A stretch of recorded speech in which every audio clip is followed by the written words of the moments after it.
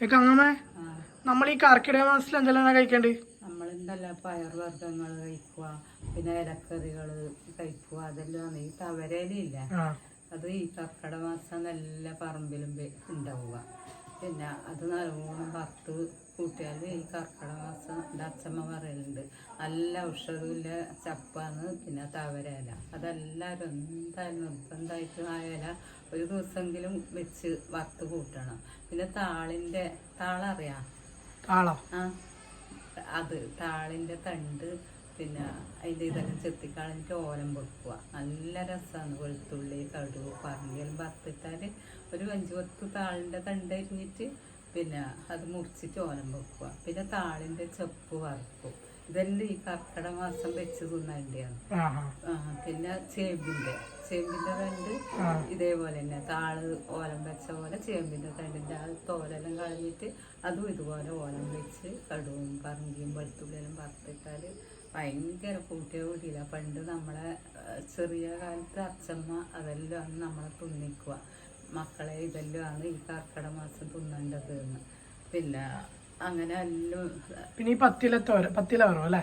പത്തില വറവ് നമ്മൾ പിന്നെ വീഡിയോ പിടിച്ച് ഇട്ടിട്ടുണ്ട്, അതെല്ലാവരും കാണണേ. അതും എന്തായാലും 10 ഇലകൾ കൂട്ടിയിട്ട് 10 ഇലകൾ, പിന്നെ തവര ഇല, കൊടുത്ത, പിന്നെ സിലോഞ്ചീര, പിന്നെ പയറ്, മത്തൻ കുമ്പളങ്ങേൻ്റെത്, ഇളവൻ കുമ്പളങ്ങേൻ്റെത്, അങ്ങനെ കുറേ 10 ഇലകളായിട്ട് അതും വറുത്തത് നമ്മൾ ഇട്ടിട്ടുണ്ട്. അത് നിങ്ങൾ കാണണം. ആ ഇല വറുത്തത്. പിന്നെ നമ്മൾ ഈ കർക്കിടക മാസം കഴിക്കേണ്ട കഞ്ഞി, ഉലുവക്കഞ്ഞി, ചെറുപയറ് കഞ്ഞി ഒരു ദിവസം, ഉഴുന്ന് കഞ്ഞി ഒരു ദിവസം മമ്പയറ് കഞ്ഞി ഒരു ദിവസം, അങ്ങനെ ഓരോ കൊത്തമ്പരിക്കഞ്ഞി, അങ്ങനെ പിന്നെ ഈ കർക്കിടകം കഴിയുന്തോറും അങ്ങനെ കഞ്ഞി ഇങ്ങനെ മാറ്റി വെക്കുക. പിന്നെ ഔഷധക്കഞ്ഞി അല്ലേ?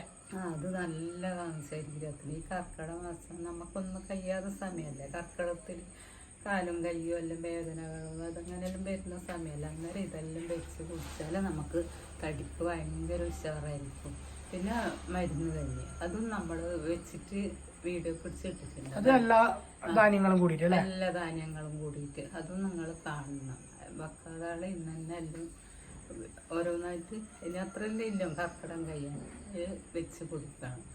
പിന്നെ മരുന്ന് കർക്കിടക മാസം എല്ലാവരും മരുന്നാക്കുക. അതും ഒരു കൊല്ലത്തിലൊരിക്കലേ ആക്കുമല്ലോ, അതും എല്ലാവരും ആക്കിയിട്ട് കഴിക്കണം. പിന്നെ പൊടി മരുന്ന് തന്നിട്ടുണ്ട്. അതിൽ പണ്ട് നമ്മളെ അമ്മയെല്ലാം ആക്കി തരുന്നതാണ്. ആ പൊടി മരുന്നും ആക്കിയിട്ട് എല്ലാവരും കഴിക്കണം. പിന്നെ നെല്ലിക്കാനൊക്കെ ഉണ്ട്, വെല്ലവും നെല്ലിക്കലും കൂട്ടിയിട്ട് പിന്നെ നെല്ലിക്ക ആവിക്ക് വെച്ചിട്ട് അത് ചെറുങ്ങനെ മുറിച്ച് ഇട്ട് മിക്സിയിൽ ചെറുങ്ങനെ ഒരടി അടിച്ചിട്ട് പിന്നെ വെല്ലെല്ലാം ഇട്ടിട്ട് അങ്ങനെ ആക്കിയിട്ട് അത് തണിഞ്ഞിട്ടാകുമ്പോൾ ഒരു കുപ്പിയിലിട്ട് അതും ഈ കർക്കിടക മാസം ഭയങ്കര വിറ്റാമിൻ്റെ സാധനമാണ്.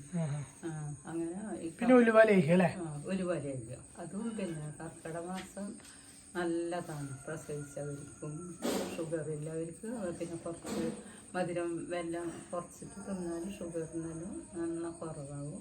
പിന്നെ മേലും കൈയും വേദന, പുറം വേദന, നടുവേദന, കഴുത്ത് വേദന, അതിനെല്ലാം നല്ല മുടിക്ക് ഈ ഉലുവലേഹ്യം എല്ലാം നല്ലതാണ്. പിന്നെ ഇത് രക്തക്കുറവില്ലാത്ത എല്ലാം നല്ലതാണ്. പിന്നെ നമ്മളിതിട്ട് പിന്നെ എള്ള് വറുത്തിട്ടും അവിലിനൊക്കെ കൊണ്ടും പിന്നെ ഒരു എള്ളിൻ്റെ നല്ലതാണ്. നല്ല രക്തം വരുന്നതാണ്. രക്തക്കുറവില്ലാത്ത ഈ എള്ളും അവിലും കൂടിയിട്ട് ഇങ്ങനെ കുറച്ച് 3-4 ആളെയില്ലെങ്കിൽ നിങ്ങളൊരു 1/4 കിലോ ഒരു 100 എള്ളെടുക്കുക, 200 അവിലെടുക്കുക. നമ്മൾ വീഡിയോ ഇട്ടതല്ലേ? വീഡിയോ ഇട്ടതാണ്. അത് നല്ലതാണ്. കുട്ടികൾക്ക് വരെ അത് നല്ലതാണ്. അതും ഈ കർക്കിടക മാസം എല്ലാവരും തിന്നും. പിന്നെ പയർവർഗ്ഗങ്ങൾ നല്ലോണം ഈ കർക്കിടകത്തിൽ തിന്നണമെന്നാണ് നമ്മളെ അച്ഛനും പണ്ടില്ലാത്തല്ലേ അറിയാം. നമുക്ക് അതിനെ പറ്റിയിട്ട് അങ്ങനെ അറിയില്ലല്ലോ. പണ്ടില്ല ആളല്ലേ ഈ താളിൻ്റെ ചപ്പെല്ലാം വാക്കൽ. ഇപ്പോഴത്തെ ഇങ്ങനെ കഴിക്കുന്നുണ്ടായിരിക്കും പണ്ടത്തെ ആൾക്കാർക്ക് ആരോഗ്യം. അവർക്കൊരു രോഗം ഉണ്ടാകും. ഹോട്ടൽ ഫുഡൊന്നും അങ്ങനെ കഴിക്കൂലല്ലേ? ഒരു ഹോട്ടലും ഇല്ല. അടുത്തുനിന്ന് വറവ് എത്തിച്ചിട്ട് ചോറും കറിയാക്കുന്നു. ഒന്നുമില്ലല്ല അമ്മയമ്മ നരച്ചിട്ടാക്കുന്ന ഇപ്പം എല്ലാം ഇങ്ങനെ ഹോട്ടലിൽ നിന്നെല്ലാം പോയി തിന്നുന്ന എൻ്റെ അച്ഛനും 95 വയസ്സ് വരെ ജീവിച്ചു. ഒരു രോഗവും ഇല്ലാണ്ട് ഭയങ്കര ഇഷ്ടമാണ് അത്. എപ്പം പറയും ഇങ്ങനെയെല്ലാം ഒന്ന് തിന്നണ്ട് മോളെ എവിടെയെങ്കിലും പോകുമ്പോൾ ഈ കർക്കിടകത്തിൽ അച്ഛമ്മേൻ്റെ ഒപ്പം ഞാൻ നടക്കുക. അച്ഛമ്മക്ക് എന്നെ ഭയങ്കര ഇഷ്ടമാണ്. അമ്പലങ്ങളിലും പ്രശ്നക്കളവിലെല്ലാം പോകുമ്പോൾ ഇപ്പെല്ലാം റോഡ് ഇതെല്ലാം വൃത്തിയാക്കില്ല, അതിൻ്റെ വിത്ത് നശിച്ചു പോയി ഈ തകരയിലേൻ്റെ. അപ്പോൾ അമ്പലത്തിൻ്റെ ചുറ്റും തറമ്പിലെല്ലാം ഈ അലി ഉണ്ടാവും. അന്നേരം അച്ഛമ്മ പൊട്ടിച്ചെടുക്കും. ഞാൻ പറയും മോളെ ഇത് ഈ മാസം തിന്നുണ്ട്, അത്രയും ചിത്തം എല്ലാം സാധനമാണെന്ന് പറഞ്ഞിട്ട്. മുരിങ്ങയില കർക്കിടത്ത് തിന്നൂല, അതിലൊരു വിഷമുണ്ട്. മറ്റുള്ള സമയത്ത് നമുക്കത് വറുത്ത് തിന്നാല, അതും നല്ലതാണ്. മുരിങ്ങയില ഉണക്കിയിട്ട് ഞാനതാക്കലുണ്ട്. എനിക്ക് മുട്ട കർക്കിടത്തിൽ ഒരു ദിവസം വിഷമുണ്ടെന്നാ പറയുന്നു. പക്ഷെ അതുകൊണ്ട് അതാരും അങ്ങനെ കർക്കിടത്തിൽ തിന്നും ഒരു ദിവസം ഒന്നും അറിയില്ലല്ല, അതുകൊണ്ട് അത് തിന്നാൻ പറ്റൂലല്ല. നല്ലതാണ്. പിന്നെ ഞാനൊക്കെ ഇഷ്ടമാണ് മുരിങ്ങയില, ഇതെല്ലാം നല്ലൊരു ഇതിലല്ല. പിന്നെ അത് മുട്ടുവേദനക്ക് എനിക്ക് ഒരാൾ പറഞ്ഞു തന്നെ നല്ലതാണെന്ന് പറഞ്ഞിട്ട് ഒരുപാട് മുരിങ്ങയില പറിച്ചിട്ട് അത് ഇരുന്നിട്ട് വെയിലത്ത് ഇടാൻ പാടില്ല. തണലത്ത് ഒരു 2 ദിവസം വൃത്തി കഴുകിയിട്ട് തണലത്തിട്ട് ഉണക്കിയിട്ട് അത് പൊടിച്ചിട്ട് തണലത്തോ വാടി നല്ലോണം ഉണങ്ങുന്നില്ല. വെയിലത്തിട്ടാൽ അതിൻ്റെ ഇത് പോകുന്നത് പറയുന്നത്. അത് ഫാനിൻ്റെ അടുക്കെല്ലാം ഞാൻ രാത്രി ഇങ്ങനെ പകല് തേച്ച് ഇങ്ങനെ ഇട്ടിട്ട് 2 ദിവസം കഴിഞ്ഞിട്ട് ഉണങ്ങിയിട്ടാകുമ്പം പിന്നെ അത് പൊടിക്കും. മിക്സിയിലിട്ട് പൊടിച്ചിട്ട് പിന്നെ ഒരു നല്ല ചില്ലുകുട്ടിയിൽ കഴുകി വൃത്തിയാക്കിയിട്ട് തുടച്ചിട്ട് കഴിഞ്ഞിട്ടിട്ട് അവിടെ മൂടിയിട്ട് വെക്കുക. എന്നിട്ട് രാവിലെ എണീറ്റിട്ടാകുമ്പോൾ 1 സ്പൂണ് 2 ഗ്ലാസ് വെള്ളത്തിൽ 1 സ്പൂണ് പത്തിച്ചിട്ട് അതിലിടും.